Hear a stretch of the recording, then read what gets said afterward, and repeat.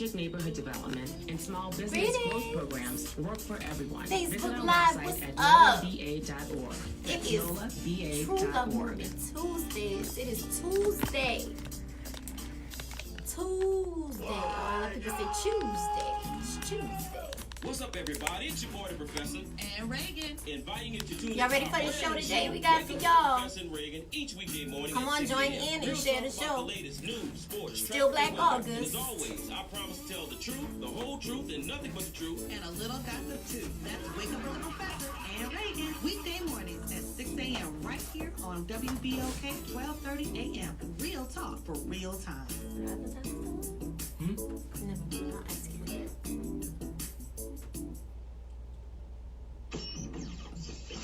WBOK 12:30 a.m. The People's Station.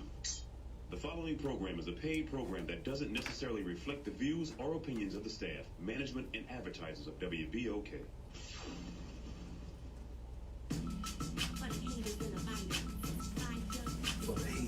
And then make it one go like this.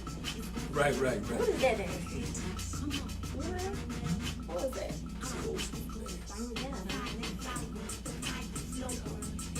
It's like a little bit of an old school beat.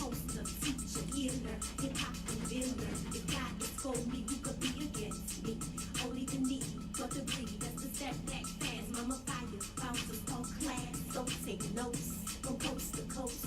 I'm dropping jewels for you to cling to. Come on. All right. Good evening, family, and welcome to True Love Movement Tuesdays here on WBOK 12:30 a.m. Real talk for real times here in New Orleans. What's happening, Mama Fiyah? What's happening with you, Brother Shaq? Feeling good? It's a pretty day and been threatening rain, but look like it's uncleared up. Well, I'm 40 fly, Mama Fiyah. That's what I know. You sure? That's what's happening. That's what's happening with me. Yes. But yeah, it really has been a really great day. The weather is nice. We don't know what's going to happen out there, but whatever it is, we're going to take it. That's right. We're going to take it gratefully. Joy, pain, sunshine, and rain.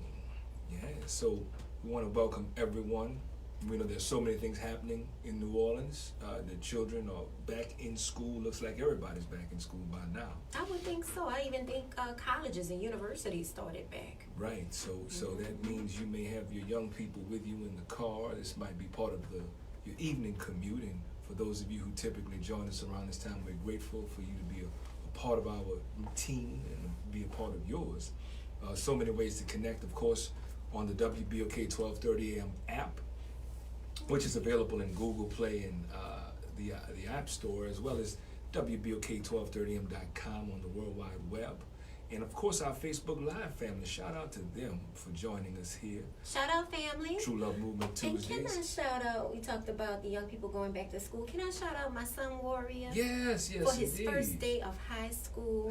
First time, I mean, he's been homeschooled for years and years and years, so this is his first time going to, high school, and he's also doing the culinary arts program, and so I'm so proud of the son, Warrior.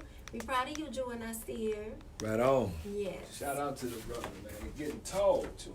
Yeah, he's growing. He had a little growth spurt over the summer, and the other day I was trying to take something out of his hair. He had some fuzz or something in there. He got locks, and sometimes stuff gravitates to him.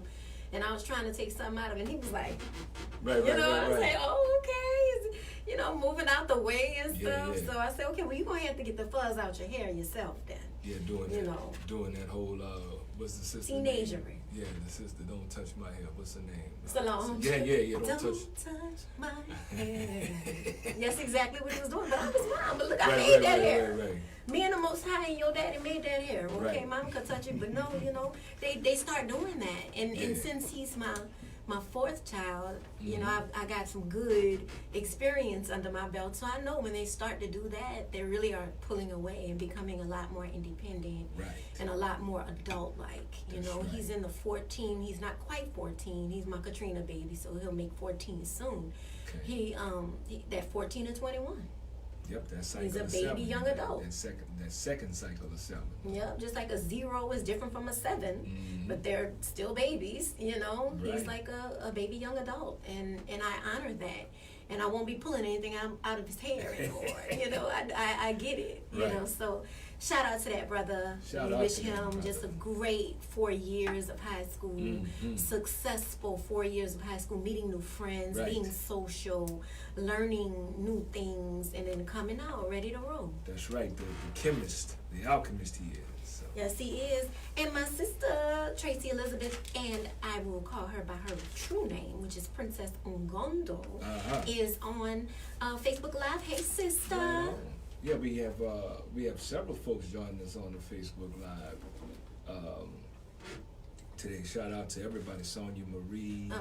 That's my sister too. She is so consistent. And you know, too, we also, while we're naming names the best we can, we just want to invite you, if you're listening on the radio and you'd like to join us here or see us here live in the studio, you know, like Facebook, like True Love Movement on Facebook, and then you can catch us live here in the feed, and you know, jump in the comment section, and you know, we'll do what we can on air to respond and engage with you.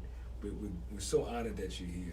So many things happening. It is an honor that you've chosen to ride with us, and we do have a really great show, man. We got a jam-packed show like we always do. That's right.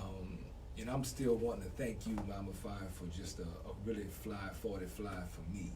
You know, they got, for y'all who are out here listening and watching, you got 90 years sitting here in this studio right now. 90 years. Together. Yeah. Sitting here in this studio right now. Not to snuff at the 90-year-old people who are still living and kicking and doing great things. Yeah, but they're out there. Yeah. But here we are combined with a combined total age of 90. Total age, yeah. Of 90, and it's you know, that number 9 is our number. Yes, it is. The number of completion, the number of transformation. Yes. The number of born, you know, for our brothers and sisters, the nations of God, nation of gods and earth, you know, 9 is born. So Yeah.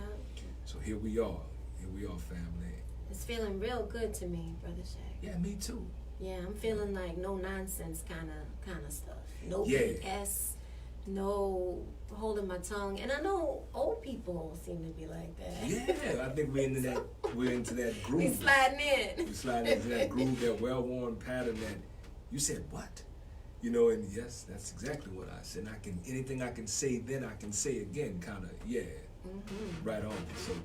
So we're grateful for that. We're grateful for you. Shout out to everybody joining us around the country and really around the world now, thanks to the World Wide Web and Facebook Live on this August 20th, 2019, winding down for Leo season. I know the Virgos are peeking around corners and waiting to get their turn, and so excited, but not yet. Not yet. We are still, Leo season is still popping. Shout out to all the Leos, man. I didn't realize, I was speaking of Facebook and social media, I didn't realize how many folk on my timeline or friends list with Leos. It is incredible, Mama Fiyah. Mm-hmm. And when I see them, I say, oh yeah, well, that makes sense now. That makes, because you know, Leos typically get along well because we understand the complexities and the struggle of being misunderstood this way. You know, so. Okay. Okay, yeah. Yeah. Right I mean, on. I'm happy for all of you. Yes, I'm right happy on. for all of you. So, today's show, we've got it looks like we're going to have a special guest. Just getting some confirmation in real time on live radio that we are, in fact, going to have a special guest here a little later on in the show. Yeah. So you Exciting. definitely want to hang around for that. And in the meantime, we got something real good for you, family. Yeah. We got this, I was thinking about this, you know, how True Love Movement, we do a kind of sometimes a play on words because we try to take things that we already deal with and look a little bit deeper into them instead of trying to reinvent the wheel. But I was thinking about how, you know, we've been from long even before we got on the air, Mama Fiyah, we have been very, very staunch advocates of, you know, all black everything. Whether we talking about black-owned businesses or just all black everything. That's right. And with pride and really feeling good about that. You know, not, you know, rough adversarial, just feeling good, feeling natural about it, really. And so, but if you're listening or if you're watching, I think you will attest to this. There has been some resistance, amongst our people in fully embracing, particularly as of late, like within this generation, the all black concept.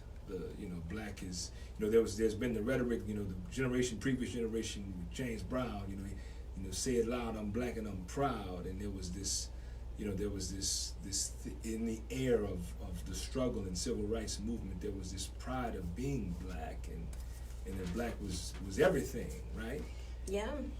And then with integration came assimilation and an abandoning of the pride of being black, and not just in feeling but also in speech. I mean, folks stopped talking about black. They stopped even saying black. They would just point to the backside of their hand, Mama Fiyah. And so we realized that, for one, black ain't going nowhere. As a matter of fact, black is growing. I was looking at some report, and they were saying how the entire world was going to be African. I saw that. You know what I'm saying? Those are exciting, yes. kind of narratives. I mean, it's inevitable, right? Yeah. And we know that, but now that people are saying it, or it's found its way into the mainstream news or pop culture or social media or whatever, folks are starting to warm up to it, at least an idea, but not so much internally. There's still this sort of resistance to something being all black. Because if it is all black, Mama Fiyah, then perhaps it's inferior. If it's all black, or it shouldn't be all black, or you can't just do something for black people or with black people, or you're being divisive, or all those kinds of things. And I'm just talking about where our people stand. We don't have no interest in what other folk think, but just with our people, and we know our people get it from other folks in terms of socialization and assimilation and mimicking and what have you. But we've held on, we've held fast to black, and so we're gonna talk briefly just before our guest comes about moving through this bias that many of us have, this bias about black, this bias for black. And so today's topic on August 20, 2019 is a for us bias. For us bias. Not for us by us, which is FUBU.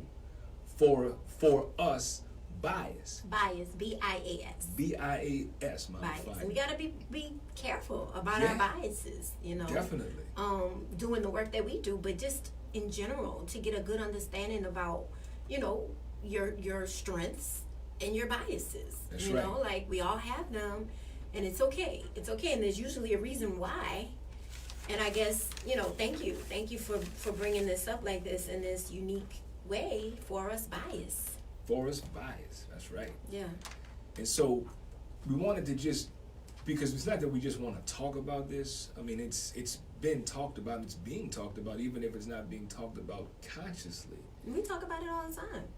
Well, yeah, us here and beyond the radio station and beyond social media, like our people are talking about it sometimes very indirectly with regard to how we make choices. Definitely. You know what I'm saying? Yeah. We'll say, well, you know what I mean. I definitely do. When every choice you make is a decision on, whether you're for us. Right. And it's true. And it's rooted, the need for conversation is only because that is a route to clarity. Only because it's a route to clarity and solution. But, this idea about being for us has gotten the connotation of being against other people. Yes. Like adversarial. Like if you are for us, then you are against other people. Yeah. And there's so much fear and stuff wrapped up into that, to where many of our people will just flat out just be against us. Because they'd rather be against us than anything else, because they don't want to be, part of whatever I don't know. whatever foolishness is. But it is so refreshing to see and experience those of us who are really for our people. You know, Mom, don't it feel warm? You know, people who are for our people, and I don't feel against nobody. Do you? I mean, no. I mean, I do have some biases that don't have anything to do with what we're talking about today. I mean, I do have biases, but as far as against anyone, no. Right. You know, I mean, I think, you know, I'm against oppression. I'm against, you know, the feeling like we're inferior. I'm against those things, but not against any group or person or group of people. Yeah.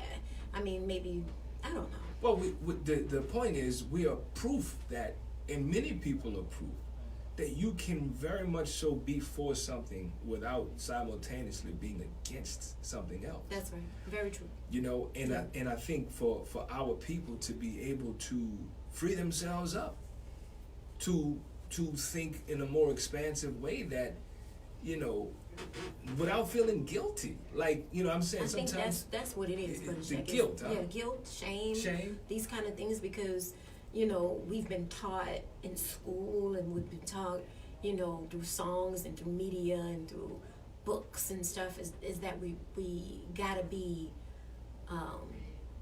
diverse, you know? Or we gotta be, which is a diversion. Yeah, I mean, we gotta be all inclusive, and we have to. Can we just all get along? Right. And it's kind of been stuffed down our throats, and so there's some kind of feeling when we say, you know, we're for our people, because that means that you're kind of doing something wrong. There's something wrong there. But I would like to talk about why it's important to be for our people right now in this time in history. Why it's important for us to kind of settle in on something for healing purposes, for organization purposes, for us to really stop judging each other so harshly. I mean, we judge each other so harshly because we're judging each other with our white mind. Mm-hmm. You know, That's and right. so to really decolonize our mind and to clear our mind of white-mindedness and all those things, it is really time right now to come together and figure this thing out for ourselves and not really be worried about anybody outside of ourselves. When have we done that? I don't in think, this country, when have we done that? I don't think that has ever happened, like on a very deliberate and out in the open kind of a thing. Yeah, too, you know what I'm saying? Like with pride. With pride, saying yeah, that like, these are the steps to healing. Right. And part of the steps is saying, let us get ourselves together. Right. Just like on a micro scale. On a micro scale, we cannot, you know, we have to, you know, start with self. Right. You have to. And so that's kind of like in a macro scale. That we have to start with ourselves, Black people, you know, people of color, or, you know, however you want to call it. You know, the political name. Whatever, I like indigenous. whatever the flavor is right now. Right. I like indigenous, Moorish, whatever you want to do. But us taking care of ourselves right now. Yes. And it's not about, you know, we're kicking you out and but it's just what needs to happen. It's just what needs to be done. Right. And like you said, with pride, publicly, and saying these things without any feelings of guilt and shame. Yeah. I mean, if anyone knows the history and has glanced at the history of the forming of this nation, you know, Black folks have absolutely nothing to be ashamed of. We have nothing to be ashamed of. Yeah. You know what I'm saying? I mean, we have nothing to feel guilty about in terms of how we have responded to this oppression. And I mean, it's time we freed ourselves up to like have that experience and just say, listen, you know, for reclaiming your humanity's sake, it must happen. I mean, I think that's the other part. If you intend to get your humanity back, you're going to have to go back through that. Yep. You know, do it. I mean, we've never done it before. We've not done it as a collective, definitely. Right. That's what I mean. You know, yeah. No, and I was saying as a you know, the talk about Black liberation, you know, rings all day, every day. You know, it's incessant. black liberation, black liberation, black liberation. Liberation. But there's not a lot of discussion, or at least no, I don't want to say discussion. That's not the right word, because it's more of an internal dialogue that has to happen about personal liberation. Yeah.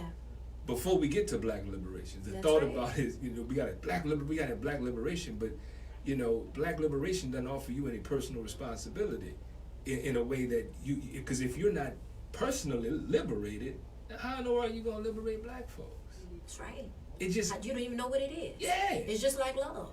You don't even know what it is. And so that can't be the black liberation. Really can't be the aim. It might be the larger destination, but it can't be the aim, because the personal liberation has to happen first. So as we're talking about for us, by us, I'm extending that not just to black Mama Fiyah, but to us as individual black people, and this bias that we have about doing the self-work. Oh yeah. And that we do the self-work on us, as opposed to the thought that we go somewhere to get fixed to let somebody else work on us, whether we, whatever place or location we think that is. This notion that, I can't do it, it can't be done by me, somebody else must do it. And then we do get to the more extended, larger bias of, well, it can't be nobody who look like me, because they damn sure don't know nothing. You know what I'm saying? They don't know. They don't have it. It can't be them. It's got to be someone else. Got to be someone outside of me and someone outside of us. And that is a bias and impediment that we've been conditioned into it.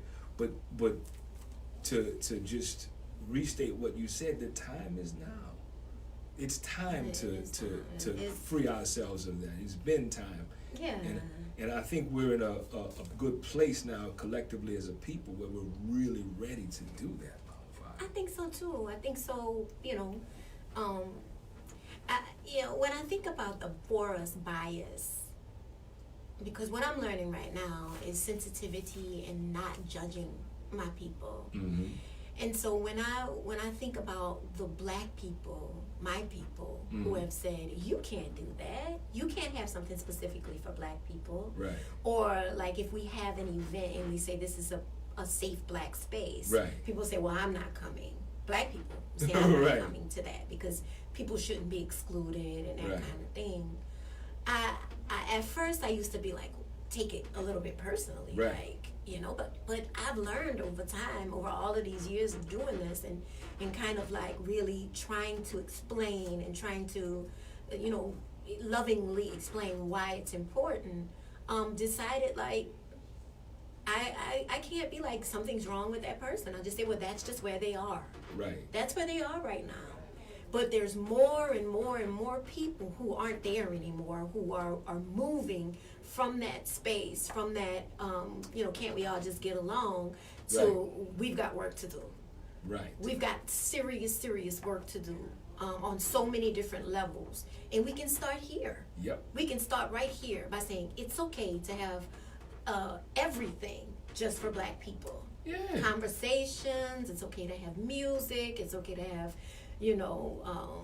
public spaces, it's okay to have, events, it's okay to have counseling, and, fill in the blank. It's Right. okay for us to do those things for each other. And on a counseling tip, I'm going to say something really bold, Brother Shaq, that has really been on my heart for a very long time. Yes. I did a study on ethics this summer.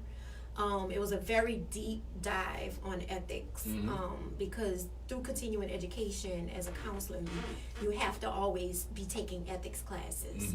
And so, it's the same old kind of thing. And but it there's an ethical guideline that says that counselors should only counsel when they are trained to do so, and when they feel empowered that they can really help the person. And so I feel like it's really unethical for white. There you go. That's a bold statement, but I feel like black people or people of color or indigenous people, we're not messing with words right now. For the betterment of everything today, we're gonna call it black. Right.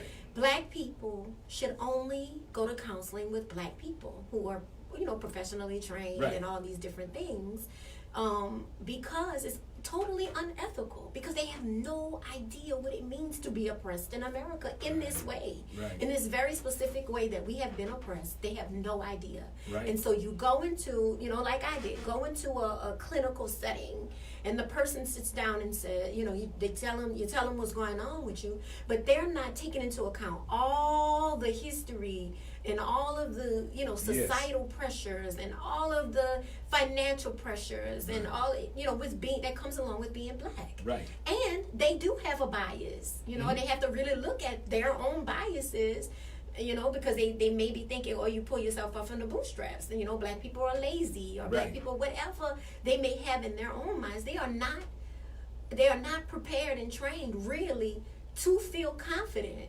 culturally Right. confident, in order to provide those services for black people. That's right. What do you do if you don't even have boots?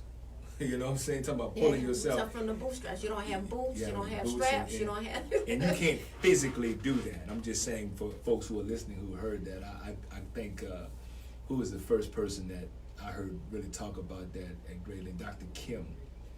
Dr. Kim said that, she said, have you ever put on boots that had straps and sat on the ground or laid on the ground? It is physically impossible to come to a standing position by pulling yourself up by bootstraps. I don't even know what that means.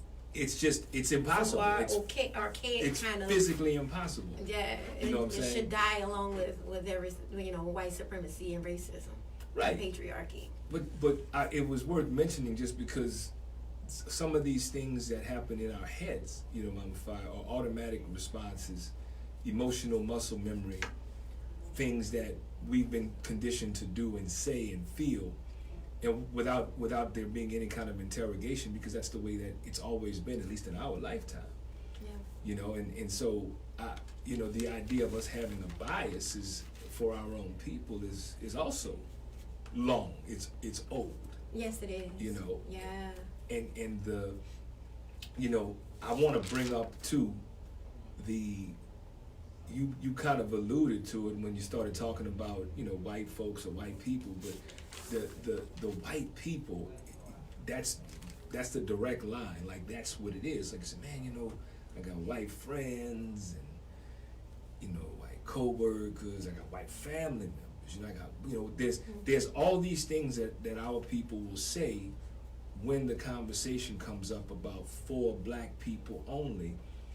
And I get it, but I think we should really look at that and challenge our white friends, our white co-workers, our white family, even to take a look at that and ask them, do they think, based on the history, the true history of how things come to be up to this moment, do they think that black folks should have like their own stuff? I think that's worth it, Mama Fiyah. I think it's a very civil and humane question to ask a friend, Yeah. a totally. colleague, I mean, if you can't ask cousin. your friends, if you can't be real with the people that's around you and really be truthful about what you're thinking, then what's the point of the relationship? Well, what is that even about? Yeah. Is that a real, authentic relationship, or is there something in that relationship that's a little bit dysfunctional? Is it or abusive, or a power thing? Like, are we afraid to ask our white comrades and friends and co-workers and colleagues and family where they are on such a subject? Like we it's like we won't ask them or deal with them directly. We'll just kind of employ what Barbara Majors calls the protectionism and prevent them from even having to have the conversation to say, well, we just won't do that. We just won't say, just black folk or just people of color. We just won't even do that. We'll demand and diversity or whatever kind of thing. And I think that it's time that we stop that. If we're doing it, and I know we're doing it. Oh yeah. I know we're doing it. It's happening a whole lot, because there's this idea that you're not being a good person if you're not accepting everyone and everything as equal. And I just want to know, where does that come from? Well, yeah. Maybe Christianity, maybe from the Bible or something. I mean, I don't really know, but it's something, you know, when people have come to me and said, that's not fair, you can't do that, there's only one God, and there's, you know, and they're really passionate. Talk about a black person coming and checking me about why it's important, why, you know, my own thoughts of why it's important for black people to serve black people, for us, by us. You know, it's always it's shameful, like putting shame on us. You can't do that. You don't do stuff like that. You got to be a good person, and you got to be singing Kumbaya, and you have to be holding everybody's hand, and you know, and it's always anger, like a little bit of anger about that toward us. Right. And although they'll say, yeah, it's important to take care of black-owned businesses, important to go to black-owned businesses, they don't, it's like taking it to a certain level, you know, like it's important to go to black-owned businesses, but not all black-owned businesses. Well, why not? Right. You know, like if we all were able to take care of our own needs, Brother Shaq, you know, like, isn't that the goal? Isn't the goal of self-sufficiency and independency, so that we can actually, you know, push ourselves up to be able to say, yeah, we're a powerful nation, so now we can, you know, engage, or whatever the case may be. I mean, then there's so many different ways to say that, but I'm saying, like, if we really looked at it without the bias, without the shame, without the kumbaya and all of those things that have really been pushed down our throats. I know it was pushed down my throat in elementary school. Right. Like, we're supposed to be doing this, y'all. and so we have to look at that. Why do you feel so strongly that we should always include everyone? Right. You know, where does this come from? Is this something that you really feel in your heart? Or was it something that somebody pushed on you and told you that this is just the way to be a good person? Right. And listen, I'm not talking about, you know, you mentioned white friends and all of that. That's none of my business if you want to have white friends. I mean, you know, this is not what we're talking about. That's not a here. critique. We're talking about taking care of ourselves. Just black folk. Taking care of ourselves in every way, and being able to do that, and actively looking for places that do that take care of specifically us. You know, and I don't never judge anything about, you know, if you got a white coworker, a white best friend, or a white, you know, it just doesn't bother me, you know. But when it comes to having things that are just for us, understanding the reason why, and understanding the need for it as well. I think that goes back to your acknowledgement model that you talk about, like when you have to acknowledge a thing. Yeah.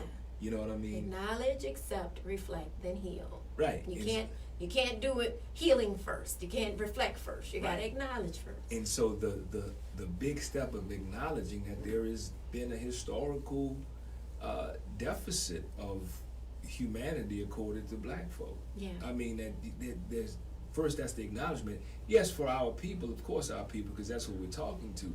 But to keep the resistance in the conversation with regard to their white friends or colleagues or co-workers or family or whatever, like, all people acknowledge the truth. You know what I'm saying? There's a truth that should be acknowledged by all people. It must be acknowledged by all people. And so if all people are acknowledging and looking at the truth, the very same truth, then they can begin to wrestle with that and why that they may have different thoughts about that, or different perspectives, or different language about it. Because if they'll really do that, what they'll get to is the power dynamic in that relationship. They'll find that they've been playing small, minimizing themselves, being complicit in their own oppression, because they don't want to offend, other people who may perhaps did not start this whole thing. I think that's usually what it is. The white folks of the day will say, well, I didn't do this, and I wasn't around when that started, and you didn't, you weren't here either. But that still invisibilizes the relationship and who benefits from that relationship and the arrangement. And it's still happening. I mean, well, regardless if they say they weren't a part of it, they're still benefiting. Yeah. Right. So they have to acknowledge. Definitely. they have to acknowledge that Acknowledge. because it's true. You know, and if they're really close to us, then they're up for that. Exactly. They They're got up to be for that. willing to do their work as well. And it gets uncomfortable, right? When we're growing, it gets a little uncomfortable. Yes. So having difficult conversations, you know, today I was trying to get the nail polish off my nails, and I was at a place, you know, just to get it off with the gel nails, so it was kind of tough. And they had the soap opera on the TV, and I was thinking to myself, man, a soap opera, yeah, it's dramatized, but it's really just people having difficult conversations. Right. You know, just every day, people having difficult conversations. And if we were, you know, and not, you know, of course, that's dramatized and created by people so people can get hooked on it. Right. But if we were more confident with ourselves and having Right. difficult conversations with each other, with ourselves first, for us, yes. and each other, but also like with people that we choose to have in our lives. Right. You know, if people are going to be in our lives and they want to be in our lives, then we have to have very difficult conversations, period. This is with black women to black men to black women to black children, black men to black children, black children to black children. Right. But also black people to white people. Definitely. White people, you know, and it's important. Brother Shaq, I remember Keep It High, Thoughts in a New Light. We have a Black Nation chapter. And That's I right. think it's the 3rd chapter or 4th chapter. The Black Nation chapter, one of my favorite chapters, because the whole concept of the book is saying, after my transformation, how I thought of everything so differently. How, you know, I used to be a black nationalist, like, you know, our people, you know, have to come together. We gonna eventually be a black nation, and we're gonna do this and that. Instead, after my transformation, I realized we are already a black nation. Yep. We love to go to church, black church, right? Right. We like to go where black people are. We like to go to the club where our people are. Right. We like to go to movies where our people go. We like to go, you know, we feel comfortable together, for Right, better or right. for worse, Right, right? right. And then, so I talked about how the black nation now is just full of chaos. Because we haven't taken the proper steps, even though it's here. It is here. It's here. We don't even recognize that it's here. And then we don't act as if we're part of the black nation together or whatever. And what is it going to take in order for us to recognize the black nation and start really building and organizing it? Is this type of understanding? Is this understanding that we have to be for us, by us, that the things that we choose to do need to be for us, by us, to pour into the black nation, to grow it up, to, you know, for it to be inspired, but also inspiring. Right. You know, we have the we can do that. We can Definitely. do that together, but first we need to kind of take all of our stuff and together and look at it together. Right. You know, and why this is so important. Well, shout out to Shantice Denise, who's also joined us on the My Facebook sister. Live. And I wanted to say, Tracy Elizabeth here has a great question, and I'm sure our listeners and viewers were thinking. And it's a very basic question, Mama Fiyah. How do we do that, what we're talking about, these difficult conversations? How do we do that in a biracial family? Is her question, which we think is a great question. You know, I would say this. I just want to offer this, Mama Fiyah. I know you got something for it, but I want to say that I think we have that question. I think we have that discussion about, you know, the need for black folk to have their own in the historical injustices and the oppression and the humanization. I think we have that in our biracial family the same way we have it outside of our biracial family. Because, you know, if we're doing something different with our family that you know, then we still aren't having the impact beyond our family, which are the things that are acting on our family. So we really do have to think larger than just our family and say, okay, I'm not gonna, I'll give you an example. The white folks that I know, that I do things that I organize with, are anti-racist white folks. Come on, Brother Shay. So, and the white folks that I may do other work with that is toward organizing work are on the way of becoming anti-racist white folks. Now, that's the criteria. And the reason is so I can have honest conversations all day without any kind of concern or or worry or wonder of, being offensive or them getting offended or power dynamics in the relationship. And so, because, see, white folks have also been dehumanized by racism. Many of them are just now coming to understand how to articulate that just in words, let alone in thoughts and feelings. And they have to do their work, and they have to do their work away from black folks.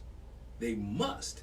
And so they're doing their own coalition building and coalescing and movements and organizing and all that away from black folks so that they can be fit to be around black folks. So they can become fit to be around black folks. Yeah. You know what I'm saying? And around each other. Dealing with all that stuff that they've learned. Right.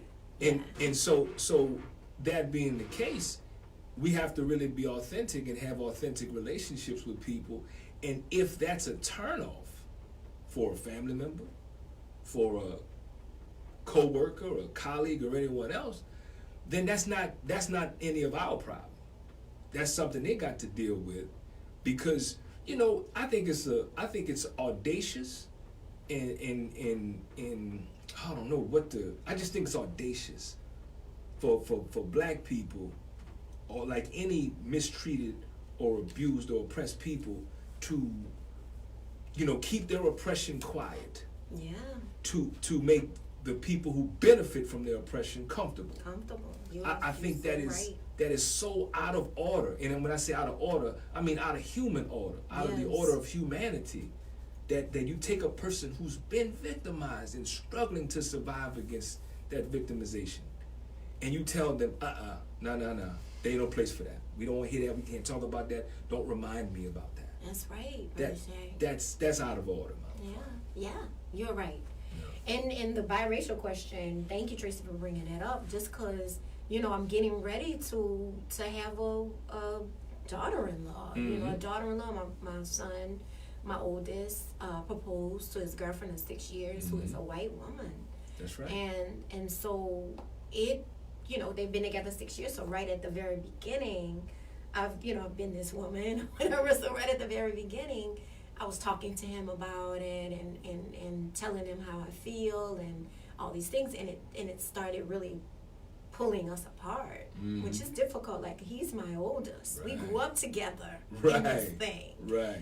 He's very special to me, a talented, amazing kid, like an amazing person. Right. And a big brother, like the leader of my children in so many different ways. And so I had to let that go because I didn't want to let the relationship go. Right. I don't want to abandon my children when they make decisions that I wouldn't make. Right. So I'm going to have to accept that, as well as accept my grandchildren. That's right. As well. And so I think these difficult conversations need to happen. A lot of conversations, a lot of understanding, overstanding, understanding, Mm-hmm. that she is being accepted into a family who really feels strongly about black people. My son he grew up in it. Right. He grew up in this thing. Like he Kumba Academy, went to Kumba from the time he was born 4th grade to 8th grade. Like this is serious Right. stuff that our families have learned. And I've also learned you can't push an agenda down your children's throat. That's right. And as a young mother, I'm like, oh yes, we proud to be black and we this now. We wear dashikis every day and we eat vegan and we do all this. My children do the absolute opposite. Right. Just because you cannot do that to children. I had to realize that on my own. And so now, it doesn't mean that I'm not for us bias. I'm for us by us. Right. That's my life. That's Right. what I choose to do with my life. And my child, what he chooses to do with his is up to him. That's right. I did my work. He's an excellent human being in the universe. He's a kind-hearted, beautiful man. Beautiful black man. Right. And he's made decisions for his life. And you think I ain't gonna be a good mother-in-law? But you think my little grandbaby ain't gonna be black? I just when we think about a biracial child, and I wanted to start really, I'm gonna have to start studying about mixed race children. But when I've seen things like, things will pop up on Facebook or something, and then they'll talk about it, they'll feel so much better when they claim black. Right. When they say, I've been treated as if I'm black, and sometimes in black spaces I'm treated as I'm not black or whatever. And when they really settle in on a race, Right, it right, helps right. them. It helps them so much. So you think I'm not gonna be present in my grandchild's life? That's right. Present as Ayanna, present as this woman. I'm not gonna change anything. I've landed on a space that works for me. Right. And so teaching my biracial quote unquote child the beauty of blackness. Right. That you are black child, and maybe mixed in, whatever the other side of the family does. But yeah, this is how it's gonna roll according to me. And remember, we're not saying we hate white people. We're not saying we hate white supremacy. We hate the lie of white supremacy. But That we do. I can't go around hating anyone, y'all. Like this has gotta be a love thing for me. It has gotta be a love thing for me, just because that's where my heart is. Right. And what's best for me is to develop love for my people and with my people. So I don't know if that's good enough for anyone, but I don't care either. Right. This is just how it's going for me. This is the life that I've built. And I can look back and say, well, maybe I should have, whatever the case may be. But at the end of the day, this is what I'm given. And I'm going to receive it with love and receive it with, all that I really, truly am. Right on. Yeah. Well, the way my humanity is set up, it's about love too. Like, Yeah. I don't have no hate. Meaning, you got to put a lot of energy into hate when it comes to individual people. Yeah. But there's a lot of truth, though, Brother Shaq. You know what I'm saying? Well, I hate what was done Yeah. to us. I hate that folk benefit from unearned privileges, and I can't because of what they did in the legacy of slavery. I do hate that. I'm not okay with that, and because there was an extreme 400 years. There's been 400 years of extreme imbalance in the treatment of people who look like me and live like me. I'm wearing that, and it's on my sleeve. So it's not neat. It's not over. It's not done. It's not been resolved. There hasn't been redress and any of those other things. So I have anger about that. I really do. But I'm not walking around here being angry at individual people, because that's just not the best use of my energy. Yeah. You know what I'm saying? And so because I love myself, part of my self-respect and dignity is I'm going to tell my truth to white people. Yes. I love to see it. To I love anyone. to see you do it, Brother Shaq. I'm not there yet, but I love to see the way you do it. You do it with so much love. You really do it with love, but you speak the truth and speak your truth. And I'm not there yet. I don't want to talk about it. Matter of fact, I don't want to talk to anyone. I really don't want to. I don't want to talk to you. I don't want to tell you how it hurt me, anything like that. I'd rather talk to my people. I feel most comfortable with my people. I feel most like I'm doing greatest work with my people and showing the greatest amount of love with my people. But in the case that I'm in, the personal case that I'm in, I have to move through that. Sure. Yeah. Well, it's pushing me. We've got the self-love is an abundant love. It ain't no small thing. And the journey to it really is just the journey to arriving to be reacquainted with your humanity. And we have to acknowledge along that journey what has happened to us to cause us to have to reclaim our humanity. Yes, we have to interrogate what was done. Yes. And who benefits even today, though they may not have done it directly. We still have to, we gotta deal with that because it's ever present. And we should not pretend, we dare not pretend. It is disrespectful to the legacy and memory of our ancestors to act as though it's okay and everything is okay now and nothing happened. Yes. And so that still must be dealt with. But that's not the only thing that we have to do. We have to do many things. Much we got plenty of work. Plenty work right here in our own, in our own everything, in our own house, in our own nation, in our own fill in the blank. That's right. And so the idea of having a bias, a forced bias, which again is today's topic on this August 20th, 2019, here in New Orleans on True Love Movement Tuesday. It's important that we, as black folk, look at ourselves and look at our stuff, and also as we look at ourselves and look at our stuff, interrogate the history and analyze the history of how this came to be our stuff, like where this stuff came from and where did we get this stuff from. And even though we are proficient in it at this point, we have to be clear from the genesis of it so that we can know how to really deal with it. So this is not about us changing our behavior. This is about us getting to the root, because our behavior is just a response to what has happened to us. This is not about our behavior, family. This is about what has happened to us. Yes. And so as we're moving towards our humanity and moving towards this first hour, I want our listeners and viewers to be thinking, because we're going to open up the lines on the other side of the break on the solution line, because what we're looking for isn't black people need to stick together. That's not it. We're looking done that for too long. Right. It doesn't work. That rhetoric ain't brought us closer. We got to have black liberation and unity. Well, yeah, but unity doesn't mean, as you always say, Mama Fiyah, that doesn't mean everybody doing the same thing. Yeah. So there's some confusion about what that means. See, what we're looking for when you call, family, on the other side of the break, what we're looking for you. We're looking for how you have overcome your for us bias.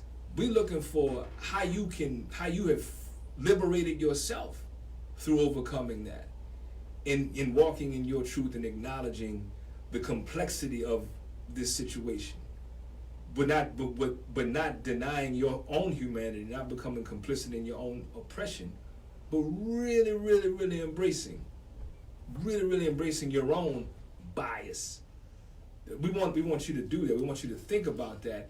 We also don't want you to do what many times folk do, Mama Fiyah, is generalize, right? We talk about what people ought to do. Like we talk about, but see, I be trying to tell people, no.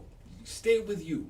Because this is just like your mirror work, Mama Fiyah. Yeah. This is like your mirror work. Like you get in the mirror and you see where am I with this? What's happening with me on the forced bias tip? Because to sit here and say that I've never looked at any of my people or any of the things that any of our people have done and said that it perhaps might be inferior, that maybe over here at this white establishment they may have a better quality, or how we do. To say that I've never done that's never entered my mind would be a lie. Yeah.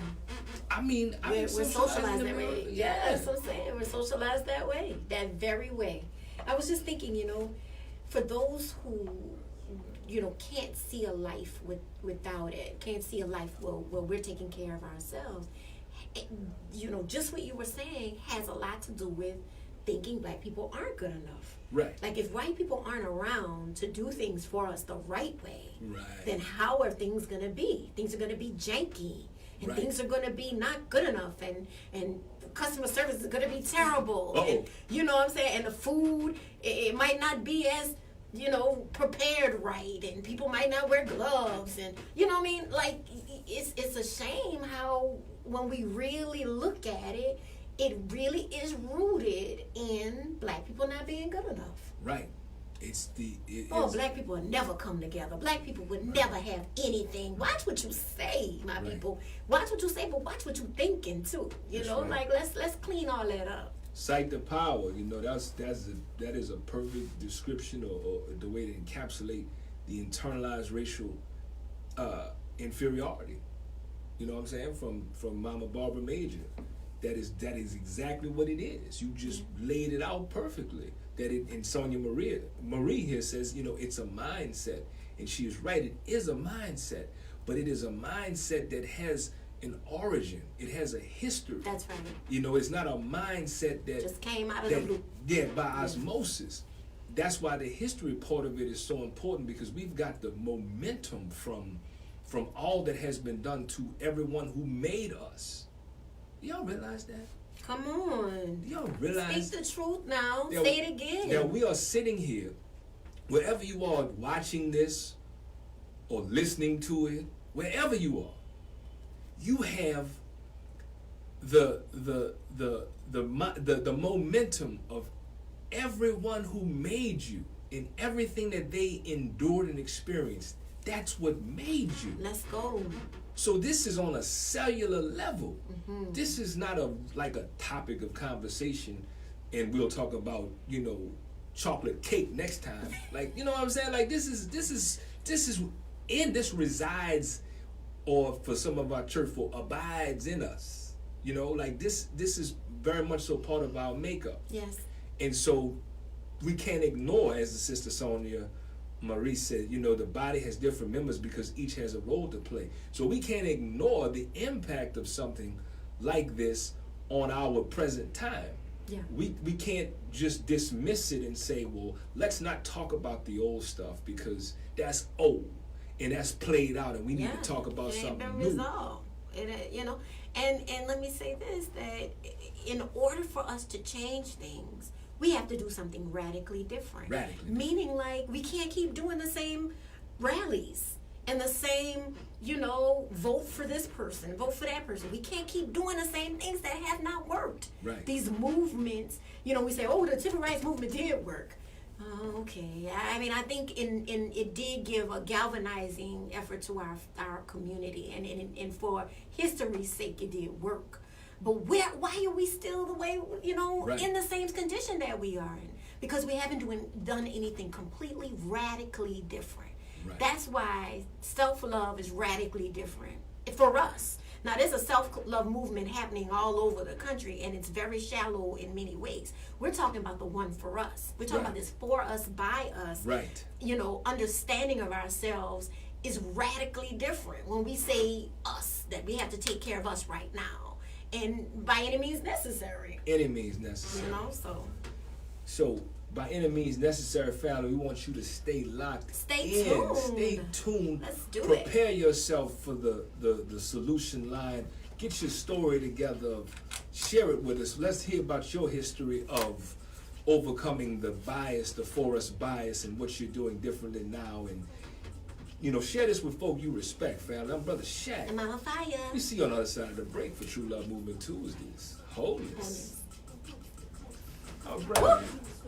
Wow, that first hour was pretty intense. We got a good little hour going. Yeah, we do.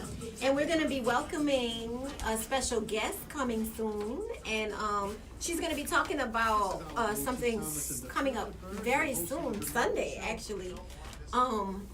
And that it goes in line with, like, the warrior nature of our people. Our people have a beautiful warrior nature that has been subdued and has been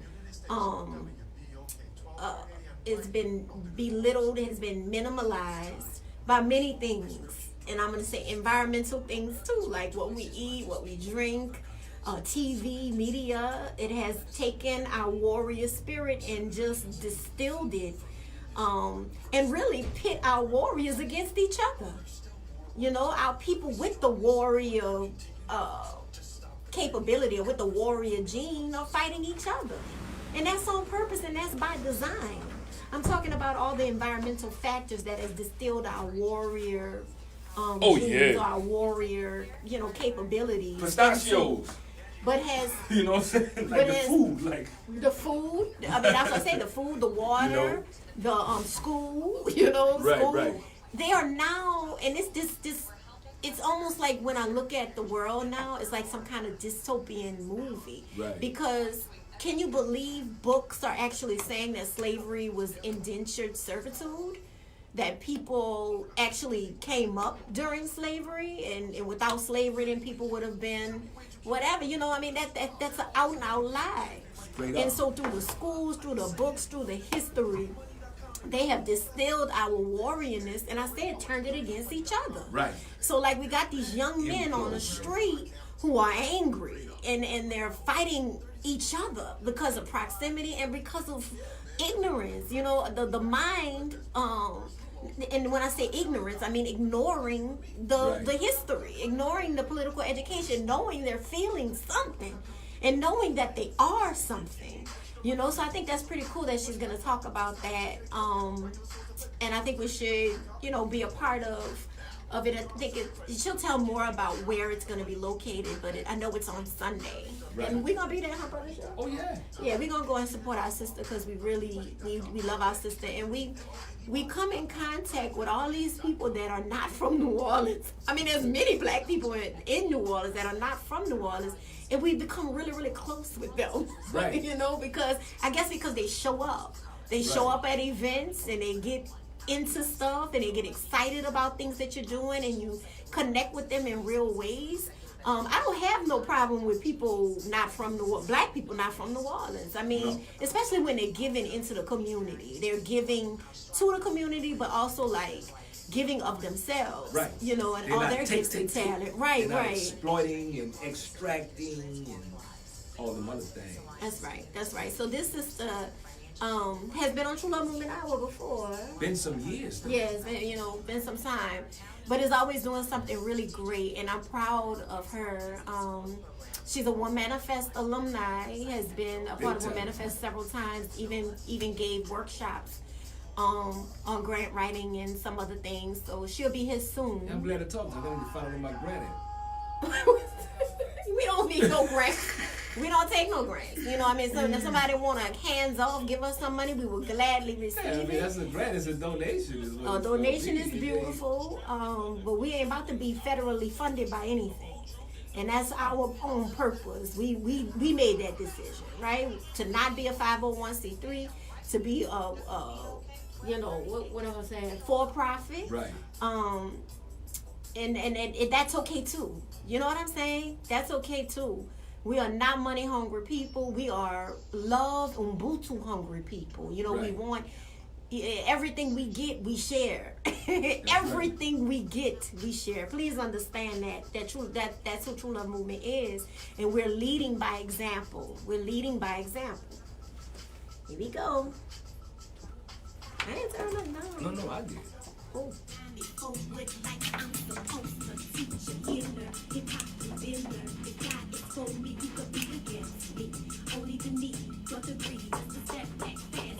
All right. Mama Fiyah is about to start class, family. And Brother Shaq too. That's right on, but that's what the song had said. Yeah, I'm gonna put Brother Shaq in there. The song had said, so take note. From coast to coast. From coast to coast. You yes. understand? Dropping them jewels, yeah. Welcome back to True Love Movement Tuesdays on this August 20th, 2019. Still in Black August and still in Leo season, family. On True Love Movement Tuesdays on WBOK 12:30 a.m. Real talk for real times, right here in New Orleans with you, Mama Fiyah. I love being with you in this way. Right on. And I just need to say this. I love Leo season. Right okay? on. I just love it. I love it too, Mama Fiyah. Yeah. And I love that you love it. And I also love our folks who have joined us on the Facebook Live and been chiming in. We had a good break too with the Facebook Live people. And I put in the Walk Like a Warrior. That's like my forever mood in the thing. Y'all check that out if y'all ain't Dead Prez fans. Y'all need to get up on that. Mama Fiyah was talking a little bit about some warriorhood and some things that's going to be happening later on in today's show. Yes. In preparation for some things that's happening later on this week, namely on Sunday. And so we wanted to get you ready for that and get you prepared for that. And I thought I got you prepared on the other side of the break. If you're just joining us, today's topic is For Us Bias. For Us Bias. That's BIAS. In the ways in which that we are struggling collectively in many ways to actualize ourselves as a people because of our biases when it comes to just being for the benefit and betterment of black people. Come on. And we are talking about it very candidly today because it's important that we get these things out. Number one, shout out to Greer. We didn't talk about Kramer. That's my sister. But shout out to the Kramer Center open house for 2019. So sweet. This past Saturday over at Sanchez Center, the dancing, the movement, the workshops. Your workshop, 10 Ways to Love Yourself, Mama Fiyah, was powerful. Yeah, well, my workshop, the journey with taking the journey with Brother Shaq. Yes. You know what I'm saying? That what I'm most happy about, I mean, the turnout was great. It looked like the support was great. We saw some people getting signed up. But you know what gave me the most joy of the whole thing? What? That Greer was happy. Yeah. You know what I'm saying? That she was pleased with how things went. Yeah. I really appreciated being a part of that, and so I wanted to bring that in because we were talking about, you know, preparation and how we do things on the other side of the break, and we asked folk to think about their biased story, where they've been biased toward, you know, their own people, our own people. It's not something that any of us are proud of, or many of us are proud of. Some folk will just tell you, you know, you have the people who are the equal opportunity folk will tell you, you know, I don't care what kind of business, they want my money, blah, blah, blah, blah, blah. Yeah, all I see is green. Right, you know, when we ain't knocking it, I mean, that's a very real perception. Yeah, I'm tired of judging my people. Our people been through too much. Right. And so wherever you land, it's, you know, I understand it because we've been through too much. So I'm not so much saying, that person, this or that person anymore. I was that person. Right. But I'm really working on being so much more sensitive and judgment free to our people. Yes. When they are doing these things, it's for a reason. Yep. Yeah. And you brought something to mind just now that I had been using, I've heard us use, and many people have been using, and it really was like recently that I never said it.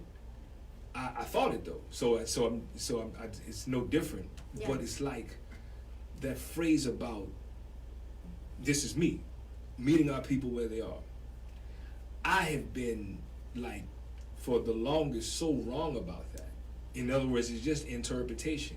Me misinterpreting what that was and what that meant. So I didn't say it because I misinterpreted it. I finally can see it. I guess 45 did that for me. 45 is amazing. But it's like when you say you are meeting people where they are, it sometimes for some folk it get a connotation that you're above people. That's right. And that you're gonna drop down to where they are and get on their lower level. But what happened, it clicked to me that like I said, I never said it because I didn't think that. Yeah. And I've heard people said it. And, you know, I ain't no thing with them. It's just how we talk. But Yeah. I realized when you say you are meeting people where they are, that's a beautiful thing because what it's saying is that you have a view of the landscape. Yes. So you can locate where people are, just like looking at when you put that GPS in there. Yeah. So when you're trying to get to somebody, wherever they are, wherever their location is, and you put it in a GPS and it gets you there, you ain't above them. You can just locate them. Yeah. Because you can see the whole landscape. Because you've been there before. Right. And that's what it's really about. Right. You have been there and you can see the whole landscape, so you have context. Say, oh, all right, well, cool. So that's what we're doing today. Yes. You know what I'm saying? I always talk about my sisters that's on the corner by the office. You know, Right. always. Because I'm, you know, all I see is my sisters and the children. Right. And so, you know, I'll talk about not judging or blaming or being upset with any of my people. Right. You know, and I do have a little bit of bias when it comes to child predators, you know, child sexual predators and child I have an people who absolute hurt children, bias. right? I have but absolute besides bias. that, Yeah. I am really understanding and open, and that's just because of my own trauma and my own personal relationships. And shout out to the people who can do that work. Right. Because you're important when you don't have that bias. That's you know? right. We just got to look at all of our biases all the time. You Sure know? enough. And so, you know, I always talk about them and use them as examples, and I talk to them. Right. You know, I say, hey, sister, you know, we got counseling over there, huh? You know, I Right. just let them know because Right, they're right. welcome. Right. They're welcome to come in and talk to me about their story That's because I right. know they got a serious one. Right. Right? Because I could have easily been on that corner at any time had things taken a turn for the worse. Right. Worse than what it actually was, you know? Right. So, like, we have to meet our people where they are. And what does that mean? That means you've been there before, but it also means that you have the mobility to move. Right. You can move in your mind, that you're not stuck in one place or another. That's that you right. can move, you can change, That's and right. you can say, and you can tell your story and says, I've been here, I've been in this place That's before, right. and this is how I got out. Not this is how you supposed to get out. Because we love to wag our finger, boy. We love to point our finger at people and say, you need to do this. Right. And not realizing what if they can't do that, or what if they don't have the tools, or what if they tried that and it didn't work for them. Right. Everybody has their own unique journey. Right. And once we really love ourselves, we can really love our people and really, really see what it is our people need. They need to be loved and supported. And respect. And whatever yes. whatever their thing is, I've watched you do that with a dexterity that I really have admired. That you really, really can locate the humanity in people quickly. Yeah. And really, really respect. And I'm talking, when I say people, you may have all kinds of things in your head, family. I'm talking about people, like heart, anything, and not just people, even animals. But I'm saying, you know what I'm saying? Like anything with a heartbeat. Oh. It's true, and I've watched it unfold in a way that I don't yet possess it. And the only other being that I've ever seen that demonstrated through is my grandmother. I mean, and I think it is just a supremely amazing thing to do, because it's undeniable. So it's like, yeah, I'm giving you these props, but it's undeniable. You know what I'm saying? Oh, I get some sugar too. Yeah, I'll some take sugar that. for that. I will take the sugar. But I just wanted to lift that up because you model it. So I watch it, because sometimes some of our people, and it's not, you got to go real far. But even with all of the work that I do personally, and but still, I can still be that person I've been. You know what I'm saying? I can still. And that's why you stay around. Right. I can still ignore someone's humanity because of whatever biases I have. That's why this show, today's topic, August 20th, 2019, is the For Us bias, because we've been talking a lot about the collective of black people, but the bias I'm speaking of now, before we open the lines up at 504-260-9265, opening those lines at 504-260-9269, the bias I'm talking about is the bias that I've had for me.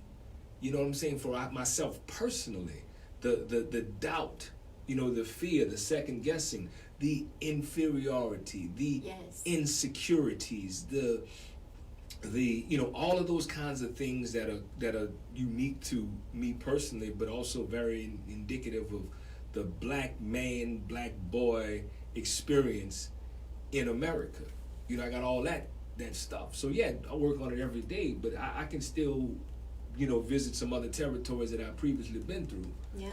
Because of these particular biases. And what I'm grateful for, though, is I get a shot every day to really confront those biases and flaws about myself and within my character in ways that I can strengthen them. Yes. Every day is a new every day. Single day. Begin again, to change again, to love longer, stronger, harder, wiser. Yeah. And shout out to Mary Malone Williams. Hey, my sister. She said, hey, lady. She taught me so much, y'all, about crisis and about crisis response. We worked together several years ago. So thank you for teaching me, my sister. I'm doing the work. Woo, I'm doing the work. Are you ever? Yes. Right on. So, but Brother Shaq, I appreciate how real you're able to get with yourself. So many people, and I'm going to talk about this, and am going to post the next blog, number 5 in the Mirrorwork series, about deflection, and about denial. When you give something to somebody, you show them a mirror, they want to push it away and say, oh no, that's not me. And so that keeps us stuck. We're not growing when we say, oh no, that's not me. Even though it's resonating with you, if something resonates with you, then yes, it is you. Man, you told my whole life. You told my whole life right there. I'm just saying, like, no, but you are that's here. Resonating.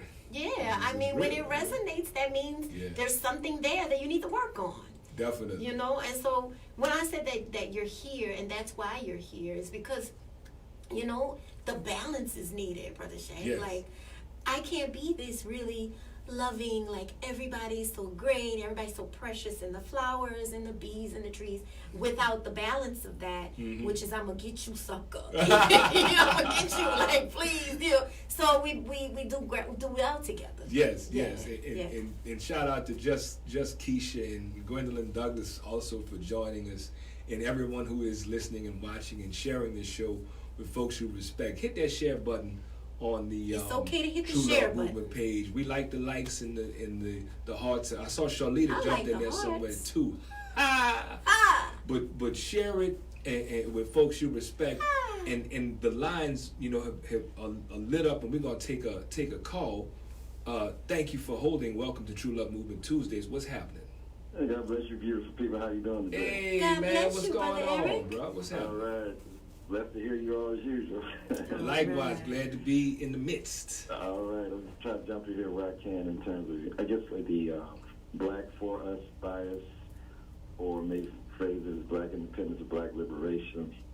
Is that, if I use those terms, I know you may not be using those last two phrases, but I guess that's how I look at it. Yeah, no. Use what you use. Okay.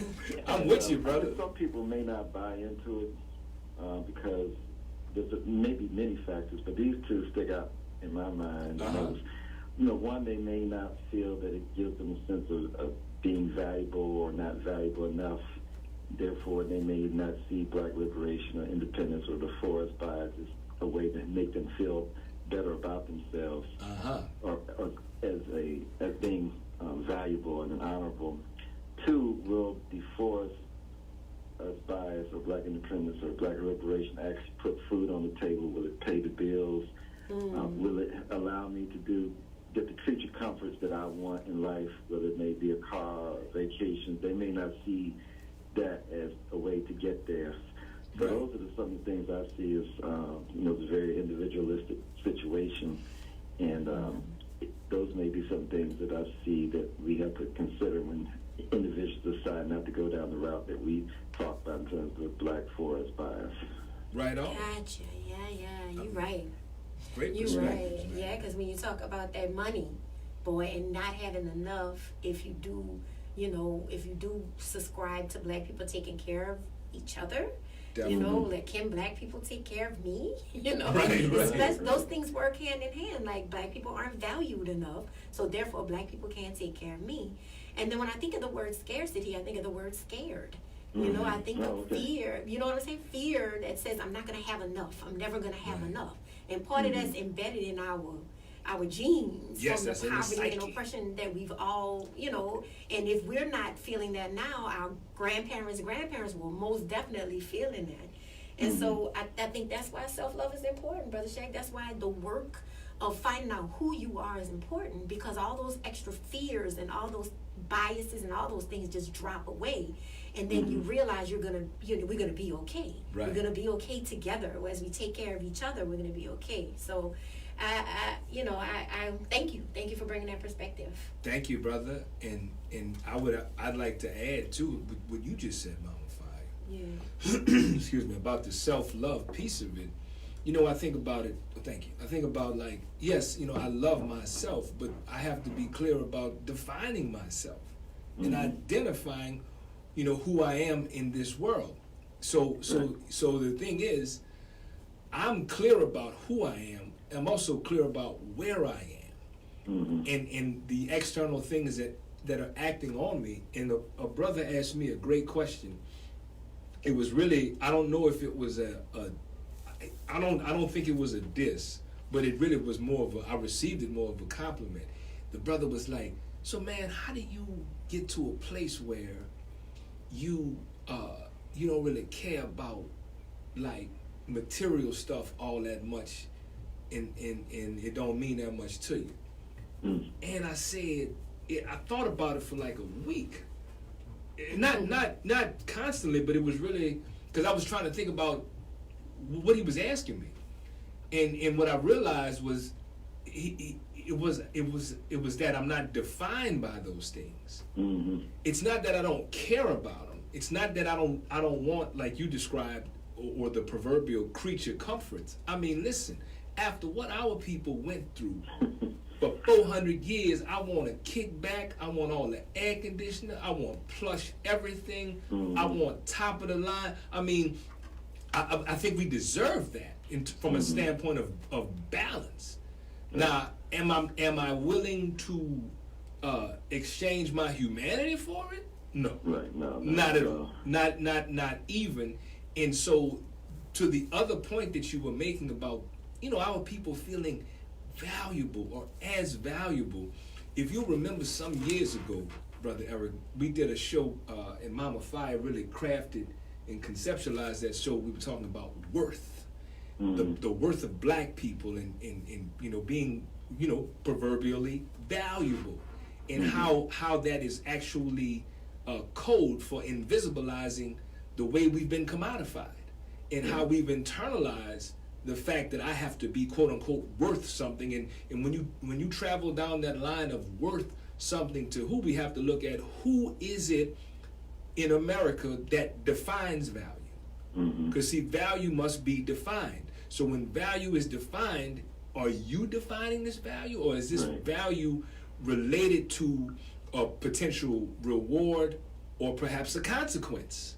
And that being your differentiation in however you make your decision about what your behavior is going to be, but it puts whoever in a disingenuous place that denies your humanity. So now you got your oppressor denying your humanity, and then you are being complicit in denying your own humanity to side with the oppressor, so that he will deem you valuable and therefore reward you, and that's a bad place.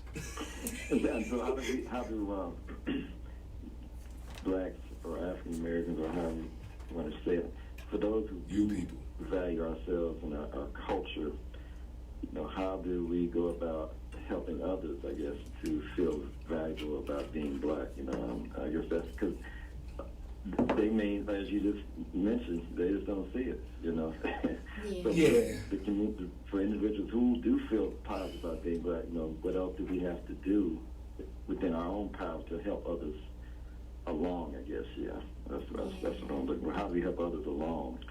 And I guess that's because it's a battle, as they say, it's a battle for the mind. White racist system are fighting for black folks' mind just like we are.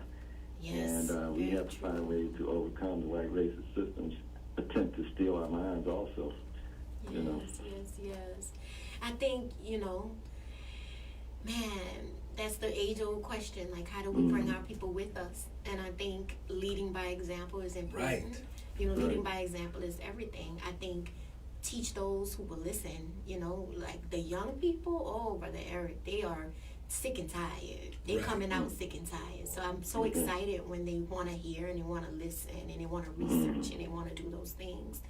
And also, like, I also have this heart that's like, we're not leaving anybody behind, but I realize that we're going to have to. We're going to have to leave some people behind that aren't coming.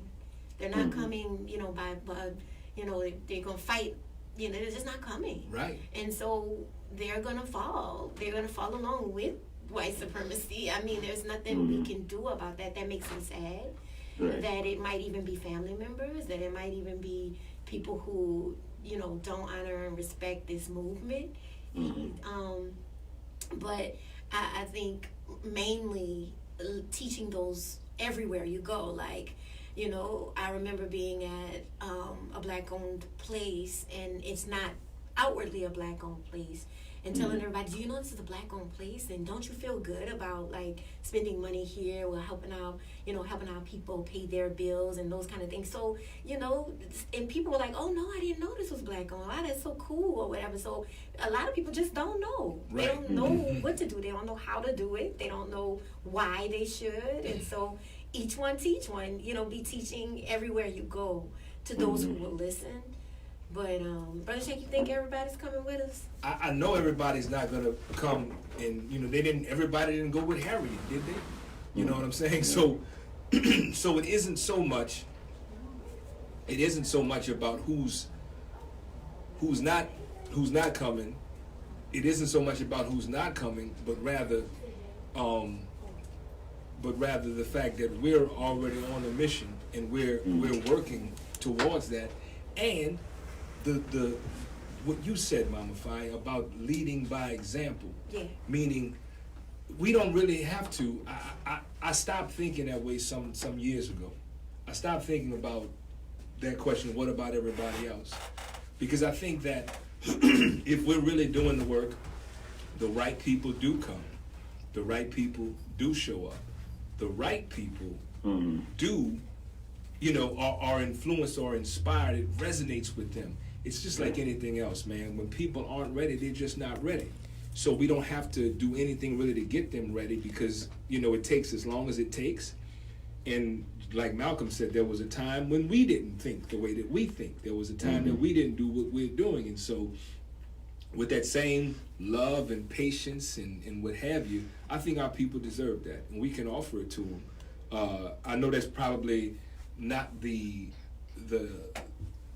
answer of an imposition, but I think that this won't happen through imposition. This will have to happen in a very gentle way. And Mama Fiyah, if you, I think we're seeing people who are being inspired, influenced. I mean, look, just 5-6 years ago, people weren't even on the radio talking about black folks the way they talk about black folks now. I mean, straight like saying black people and our and even people, white people. Even saying that, people, like, they weren't saying that, and so I know that there's been change and there's been things that just those of us who are really doing it have influenced. So I'm confident that those who are ready will get it. Those who are not ready today may be ready tomorrow. We just have to be here to do whatever we do so that they'll have something to grab onto, dear brother. All right. So, well, we got our special guest walked in the building. Yeah, we sure do have a special guest, Mama Fiyah. Why don't you come around and introduce our special guest Okay. so the folk know what's happening? Because I got the camera thing happening. Okay, all right. Yes, so our special guest has arrived. We have Ama Dede, Deidre Creative Soul, who is here and who has been here before, but she's here to talk about something very specific getting ready to happen on Sunday. Hey, my sister. Hi, how are you? Very good. Hi, True Love Movement Hour, Butter Shack. Where is True Love Movement Tuesdays, and where is the boy? The boy is with the community. Give thanks for the He is a community boy. Community. Yes, because I was running a little bit behind, I admit, and I could not get all the way to Maroon Street to pick up the person who was going to come with me and hang out with him. And the community stepped up in a pinch, and he is in safe hands. I don't want to advertise where he is because I don't want people to think they are dropping babysitter service. Right. But he is safe and accounted for and enjoying his life. He didn't even cry or nothing when I left. He was just like, okay, see you later. Charlita said, twin. Hey, Charlita. Charlita, she's joining us today. I don't recognize you without him. You don't look. I recognize her. You don't look. Well, thank you. Mama needs 5 minutes to herself. Ooh, man, you don't recognize him. He'd have been like, hey, give me that mic. I want to talk. That would have been the whole interview. Well, that's my dude. She raising a warrior. I know. She raising a warrior. Well, remember when we had Lil Ben? We was by the house, you know what I'm saying? Like, so oh yeah, man. Yeah. So tell us about Sunday. Okay, so Sunday, this Sunday coming up, August 25th, in partnership with Guardians of the Flame Maroon Society, I am Little Ben, who is a young guardian, will be performing Maroon Messengers Calling, Past, Present, and Beyond. And it's an experimental theatrical presentation. It's rooted in and really kind of started in this whole idea of 1619. Like, as the more I do the history, or the more I learn about the history, the more I realize that it's not to be disrespectful. Like, we understand the 400 years significance, but it's definitely just one point on a calendar. But yet that's the point that we're organizing around. So it started with an idea of this being the 400th year since those first Africans were traded in Virginia. And also them being a Maroon Society, me having an interest in Maroonage. And we came together to talk about what it means to be a Maroon, past, present, and future. To give some of the history, some of the Harrison family heritage and lineage around the Black Mexican Indian tradition. And I'm coming from it fairly from an East Coast standpoint because we wanted to show the diversity of the African American experience as well. And I thought initially, I thought a lot of things. The creative process is very interesting and very, you discover as you do it. So you come in maybe with a firm idea of, I want it to go this way, but then between your creativity, spirit, what the ancestors want to say, just all of these things combined together to bring out a particular message. So I love it. I thought, I was going to kind of emphasize the Bayou Maroon aspect of my character, but I ended up staying a lot more on the East Coast, a lot more giving voice to that experience, because Maroonish overall, and I'm sure people from the True Love Movement are familiar with Maroonish, but just for anybody who's not familiar, Maroonish is, or being a Maroon, are those people that ran, they are quote-unquote runaways, but they didn't run to New York or to Philadelphia or to Canada in the United States experience of being a Maroon. They ran to the swamps, they ran to the hills, they ran to the forest, they ran to places where the terrain was so difficult to traverse that the white folks wasn't coming back there. It wasn't worth it. Like, they were worth a lot of money, but it wasn't worth the effort that it would have taken, for like fighting off alligators, having to wade through hip deep water or sand, quicksand. These just the natural defenses that were in the environment that they waded through, because the freedom was worth that much to them to be free. Yes. And so Maroonage is actually something that has happened all over the Atlantic coast, and to me, it's very interesting how hidden this history is. Like, it's really something that we don't learn about in school. We don't learn about it. That's by design. And it's definitely by design, because who that's trying to oppress you, they're like, okay, well, we can talk about the Underground Railroad, and there's no disrespect to any part of the Underground Railroad, but that history involves white folks that let you sleep in their house. It involves going from the now demonized South to the now, kind of, the North is where progressive and all those right, things, when I was in graduate school, I was coming from Georgia, I went to Boston, of all places, and I had a teacher in graduate school that used to be like, oh, the South, they're so racist, and I'd be like, ma'am, I've never had people stare at me as much as been living in Boston. Come on. Like, never in Georgia did I had people just look at me in my face like they about to break their neck walking down the street. So they just don't talk about it. Right. So these people did not, to emphasize an aspect of history that really is about autonomy. That's about living outside of this construct of America or of a Western society and seeking freedom or seeking assistance from the West. Still, just from the quote unquote the abolitionists or the good side of the West.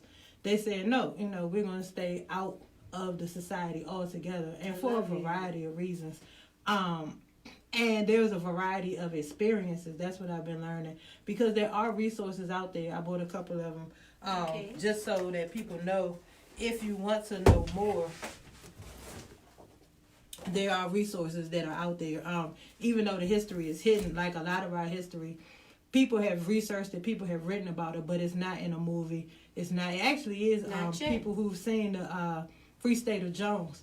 There's a scene there early in the Free State of Jones, and something just told me as I was researching this, hey, go back and watch a little bit of that movie. I was looking actually for like costume and ideas and stuff like that, but then I see these guys living out in the middle of the woods in Mississippi, and they're not like, I'm just here until somebody give me the, friend of a friend sign, and I can keep moving up to the north. They were like out there. They were fishing. At one point in the movie, like the guy says, he's wearing one of those, the runaway, I don't know what you call it. It's like a punishment for having run away. Like, it's like look like a big pitchfork that they like lock onto your neck. And so he's been walking around with this thing, and Matthew McConaughey's character says, well, do you want to get that off? And he's like, well, if it's going to make all that noise, no, because that'll draw attention. So even though they were free, it was still not like a true freedom, like especially when people that do know about Maroons, a lot of times thinking of Jamaica or thinking of Brazil, where they really like were up in the mountains. They formed treaties with the colonizers. They were able to create a real sustainable community of Maroons, whereas in this country, they were a lot of times very much, in hiding and not able to just kind of come and go. They came and went, but there wasn't the sense that, like the movie Quilombo, if you ever seen it, like they up in the mountains dancing, they shaking, shake-a-rays and doing it, but if you are not deep in the woods, then you didn't have that freedom to make so much, like to really totally blossom. Because at any point in time, like, there's slave patrollers coming through. Later on in time, there's the war that's being fought. And so there are still some restrictions, but at least you're not picking that cotton or the tobacco or the sugar cane, or you're not being beaten. And so I just wanted to quickly mention this book is called Slavery's Exiles by Sylviane Diouf, and she really has done, like you can see it's thick. She's done a pretty good study of the Maroons that ran, who had just arrived in the United States, the Maroons that were born in the United States, and the differences and similarities between them, as well as what she kind of talks about the borderland Maroons, people that stayed nearby the plantation. They might have had family there, or they had ties that they didn't want to totally abandon those ties as they ran. So they might have lived like not far, like in the woods or in the swamp on the backside of the plantation, all the way to the people that went deep into the woods. Awesome. Can you say the name of that book one more time? It's called Slavery's Exiles, The Story of the American Maroons. And it's by a West African writer. Her name is Sylviane Diouf, Diouf. Beautiful. Thank you. And then this one is actually much more connected to this area, and it's called The Life and Legend of Bra Coupé. And I did not know anything about Bra Coupé before I started researching this project. And this is about the famous fugitive, quote unquote, Maroon from this area. And so there's two that I have become familiar with. Jean Saint-Malo. Yes. He was in the 1700s, and then Bra Coupé was in the 1800s. So from 1619 all the way through, people were running. And everybody wasn't running north. Some people were running into, like I said, into the swamps, into the areas where they could take cover. And this book is like Slavery's Exiles. She really goes into detail, like how some people were building caves. They were building like homes in trees. Then they were actually, some places they did build small settlements up by my side of the country, the D.C., Maryland area. Well, going down the east coast of Virginia and North Carolina was one of the biggest settlements. And I mean, I'm from that area and never knew until like 2 years ago about the Great Dismal Swamp, which is one of the places that we were able to visit through the funding that we got to do this project. We actually went into the Great Dismal Swamp, not as far into where the settlements were, but just to be out there and to like sense, yes, there's physical dangers, but particularly I think for the people who have been in Africa, and I don't want to venture off into stereotypes, but just people that were used to a more unsettled landscape. I don't think it was that difficult of a transition for them. Like the climate was different, but to be out in nature, learning about and finding out like what can you use if you get bit by a snake? What can you use? Like, the woman who was doing our tour was a naturalist, and so she talked a lot about how honey, like the wild honey, was really a good antiseptic for so many things. Beautiful. And they were interacting and engaging. Like at that point, there was no Trail of Tears yet. So there was still Native Americans all up and in through the woods. Yes.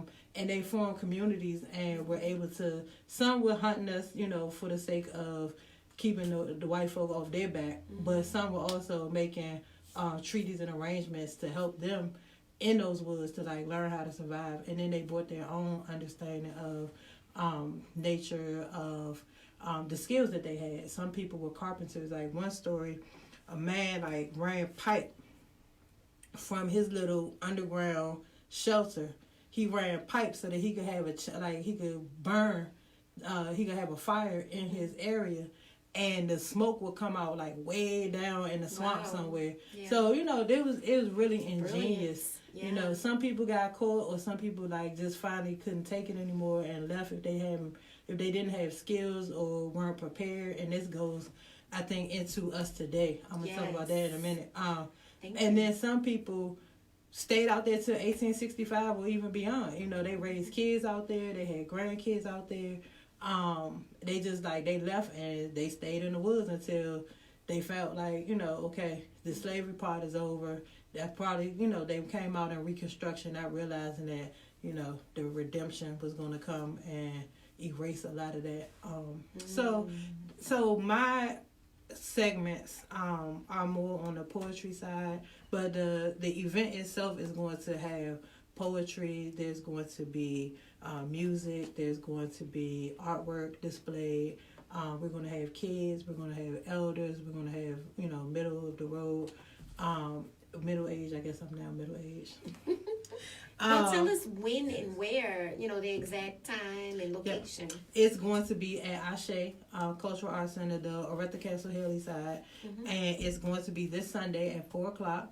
There's a $10 donation, and let me tell you some of the people who will be, a lot of familiar faces will be in attendance, well, not just in attendance, but on stage. Awesome. So Queen Sharice Harrison Nelson from Guardians of the Flame, Baba Andrew Wiseman, Chuck Perkins will be doing a piece, Chief Delco, Spy Boy Aaron, Baba Luther, Mama Jamila.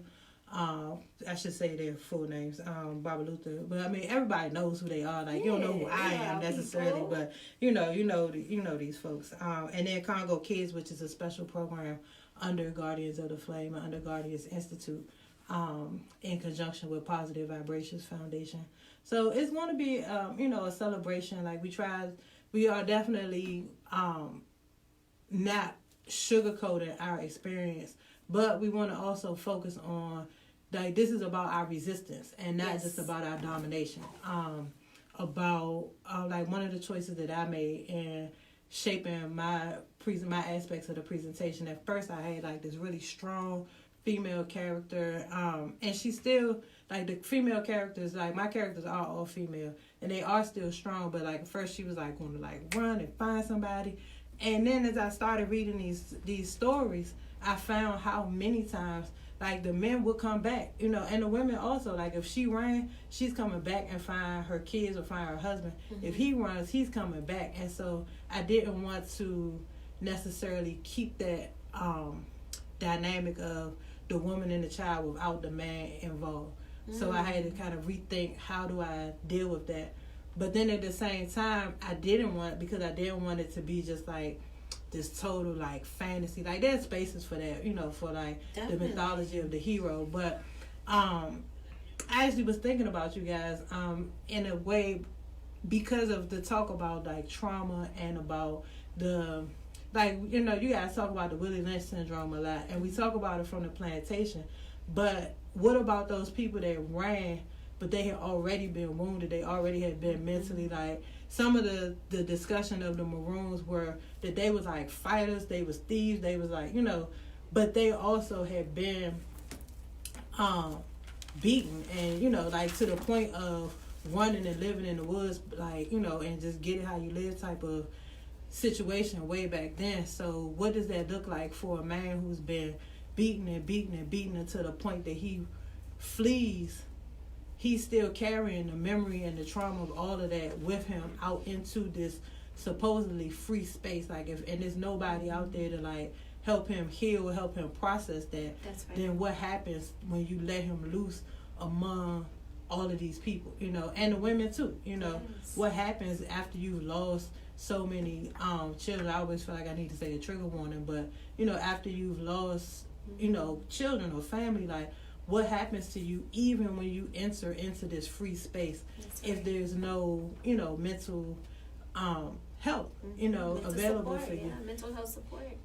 What I love is giving this information, because I can't say that I know it. I know about the Maroons, I know about San Malo, but about the intricacies about the truth of who we are in this way. But I also love the idea of the present and the idea of the future. I mean, I'm True Love Movement's own Afrofuturist, and so I love to get an understanding of what that looks like from the I'm sure through art. So tell me a little bit about the present and future part. The future is really more represented in terms of the children who will be involved. Gotcha. The present, there's a section about contemporary Maroons. Okay. What does that mean? Like, what does that look like? We're not necessarily running from the physical enslavement that our ancestors faced, but in what ways do we carve out a space? Like, when I first started calling myself the Bayou Maroon, it was because, I was coming to New Orleans and it felt like this space that was outside in a way of, like, me being from Washington, D.C., that's like the belly of the beast. Like, that's the seat of power.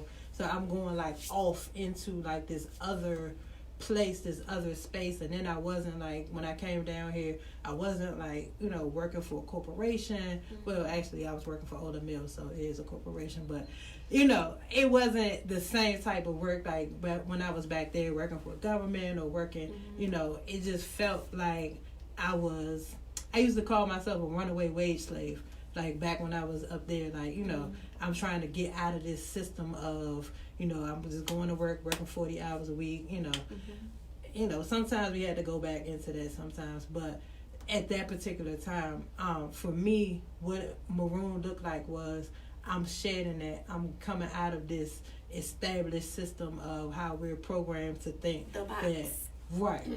Out the box. Right. Yeah. And I think that when I had said about the people who had to go back, and this, I can relate to that because some people ran without a plan. And they didn't think about, how am I going to eat when I get out in these woods? What if I get sick when I get out in these woods? How am I going to survive? How am I going to protect myself when I get out in these woods? That's right. And so I think that the same is true. Like, you guys talk a lot about survival training, about readiness, like preparedness, being ready so that if something happens and we end up having to live off the grid, so to speak, like somebody like me, like, I'm not fat shaming or anything like that, but I'm very aware that I have a lot of work to do. Like, I have the information, but I feel like if something was to happen right now, I might be all right for a couple of days because I'm in here with y'all. But in general, like, I'd be like, like grabbing my head, running in the street, like, I can't believe I knew this was coming and I didn't get ready. And now, like, I can't run from nobody because I'm out of shape. And I don't know how to shoot. And I don't even have, anything to defend myself and my child. And, those are the type of, like, I'm saying it laughing and joking, but this is reality, That's right. because people did, like, some people died out there. Some people went back, they went back to the plantation because they were starving, because they didn't know what to do. They had become dependent. And that was part of the plantation, like, strategy was complete dependency. You can't read, you can't write, you don't know, like, other than, like, we came with skills, but over the course of those couple of 100 years, they really tried to focus on, you need to know the skills that we need you to know in order to make money. Yes. And so I think that for us today, like, taking that seriously, starting with, the woman in the mirror, taking that seriously as far as seeing the writing on the wall and knowing that, if even in, like, back home, like, there's been a couple of times last summer where I went into a store and it was like, our communication system is down, we can't accept any cards. Well, there goes your WIC, there goes your EBT, there goes, like, even your regular old credit card, debit card, what are you going to do? Like, if something hit and the supply chain gets disrupted, what are you going to do? How are you going to eat? How are you going to survive? And these are things, like I said, I'm going to be out there, like, hollering and crying because I know it intellectually, but the actual putting it into practice, that's where I think myself and probably many other people are lacking or I won't say lacking, but need to step up our game and become more serious, especially in these days and time. And discipline, it's just discipline. And I think thank you for for sharing that, and thank you for including the present day time in this work that y'all are doing. I'm interested and so excited about seeing it, about supporting it, but also the present. Like I said, the present is important to me. Brother Shaq's True Love Movement's historian, so the history, this is his love, but mine is the future. And so the children, you talked about the children, and so is there an effort to raise them free, or raise them off the grid, or raise them, how is that gonna work as far as this presentation? So that's not necessarily a part of this presentation. Okay. But this is definitely a living work. So this is our first presentation to the community. We are definitely hoping to, it's set up because we're not currently permanently in this area. We'll be going back to DC in a couple weeks. I know. I didn't think it was going to be like that, but that's okay. I feel we're going to come back. Good. We need you back. Your energy and your spirit is definitely needed here in New Orleans. Yeah, I mean, even if I have a base there and I'm able to come down here several months out of the year, or I'm open. I've been really working on being open to where our destiny lies, because it's not just me. It's me and the little one. That's right. And so we both have destinies that have to be taken into account as far as where we're going to be. But I love making this I love that you're making this a living work, but also important work. These children involved in it. It's more than just you're an actor in this performance, but that you get a good understanding of Maroons and get a good understanding of them past and present, and them knowing that they're the future of these people, because they got this understanding. And Mama did this work, and she did all of this studying, and now we know why that's important, and why it's important to be free, and why so I think that's so cool. Well, thank you. Yeah, I think that's cool for your little one and all the little ones involved. And it's cool for us to see them involved. And so I would just ask that they be that follow-up with them, that it not just be a one-time. And it's not, I know you said that. And you also mentioned there wasn't any movies, but I can definitely see this as something, documentary, but also on the big screen. When we talk about the history, past, present, and future, we gotta make art like this for the masses to see. And that to me was one of the important parts of this project. Is it's not there's definitely, I feel as I look back at the works that at the poems that I've created for this work, there's room for more historical detail, but I really wanted to personalize these people, and see them as what was their internal motivations. But there's definitely also room for so many different ways of presenting this, because it's so underrepresented, and to present it not in these big thick books. Definitely. For somebody who likes to read big thick books, it's cool, but for people who either can't access it, this one is actually available in New Orleans Public Library. I think this one may be too, but this one I got from Nick's branch. So it's definitely available here. But for people that don't want to go through all of this, let's bring it to them in forms, whether it's a poem, whether it's a video, that they can relate to. And there are some also documentaries about the Maroons on YouTube, so people can feel free to YouTube for more information. Oh, so beautiful. What you say, Brother Shay? I say I want to play in a movie. I feel like I might be able to. Could I play a Maroon? Yeah. I mean, because one movie, the main movie that's out, that's a theatrical work, is from the 80s, and it's in Portuguese. Right. So we need some movies about the American Maroon experience. And you're doing all the research, sis. You're making the characters, creating this, so. Yeah, and I definitely want to do some different work around this, and it just infused me with sometimes we get tired of reading about slavery and hearing about slavery, but there's so many untold stories. Yes. That if we're not telling the same stories over and over and over again, we can tell the stories of our resistance, the stories of our survival, and make people feel empowered about our ancestors, and not feel like, oh boy, here we go. Here we go again. Yeah, and I think I'm going on Sunday to be inspired, because I know I'm going to write something and be inspired by you, inspired by, the fact that y'all were funded to do this, inspired by the children and all those different things. So this is growing, and I think this first installment of it is going to really, be good for the community to come see. So we're asking the community to come on out. That's right. And be a part of, and please just tell us the name of it again and the date and the space. It's called Maroon Messengers Calling, Past, Present, and Beyond, and it's going to be at Ashe Cultural Arts Center. It is 1711, I believe. I think 1712. 17. Yeah. Aretha Castle Haley. Everybody know where Ashe is. Right. And it'll be at 4 o'clock p.m. There's a $10 donation. And I definitely should mention our technical folks. Adela Gautier, Mama Adela, is our dramaturg. She's helping us to take our literary works and bring them to a dramatic space. Yes. John Grimsley over at Ashe is our technical. Love him too. He's a good friend of my brother's. Cool. He's our technical consultant. He's helping us with the lighting, space, and lots of other things. And then I definitely cannot leave out and Kim. Big Chief Brian Michael Harrison Nelson, who is our musical director, our producer, and he's also the Big Chief of Guardians of the Maroon.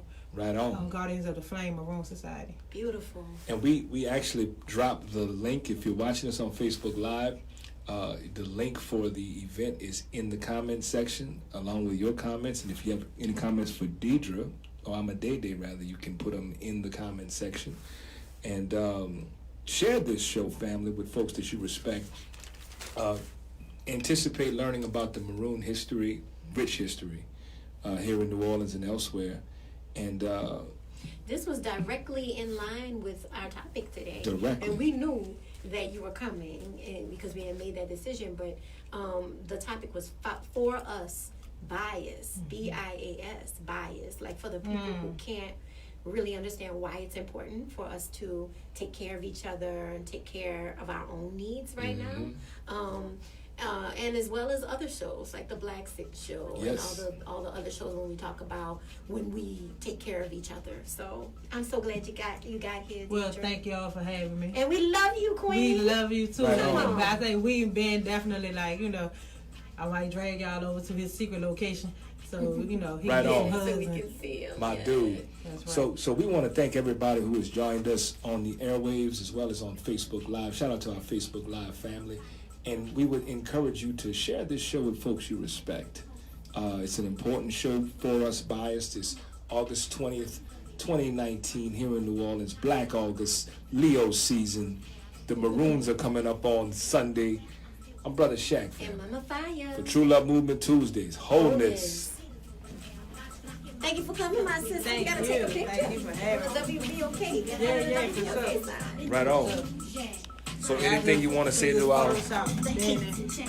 Well, we still live. Facebook Live is still happening. You're right. So do you have anything for them? Shawnita been talking about being Harriet Tubman and all kinds of stuff. Definitely. No, I think we should do it. I think we should definitely do a movie. We should put all of this out in ways that people can digest it, and people can enjoy it, and people can feel empowered. They can learn from it and feel empowered. Right on. All right, well, we will see you Sunday. All right. And we will definitely be there. I'm just asking people to come on out. It's a $10 donation. And you don't know this stuff. So come on through and learn something and support our people doing beautiful things.